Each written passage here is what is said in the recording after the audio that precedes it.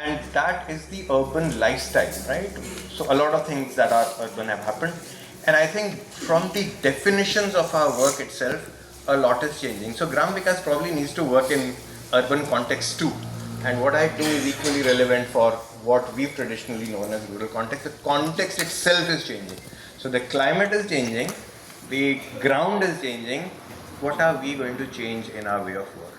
And from the discussions we've had in the last 1 year, about half a dozen conversations across a year, Libby was there in some of those. Two things that emerged, and I'll conclude with these. One is that we need to have a new way of looking at money. Probably we need new money, right? The old ways of finding money and deploying it aren't going to work. It's not working already. You know, the FCRA गया तो CSR आया, अभी CSR कहीं और चला गया, तो we are looking at philanthropy. USA चला गया तो उसका cascading effect सब जगह आ गया. We can't chase the old money. We have to find new money.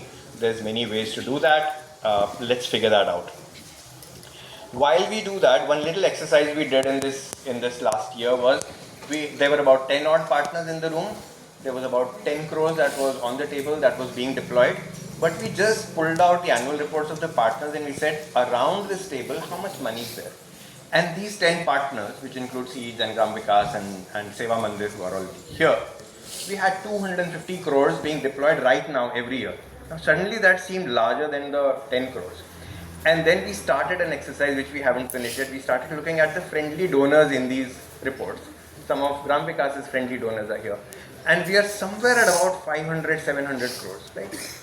And then lastly we said, let's pull out our phones and see who are the friends who take calls, whether on government funding or non-profit funding, whom I can call at night also. That friendly that I can call at night and say, you know, we're trying to do something, can you steer towards that? And we're talking a few thousand crores, right?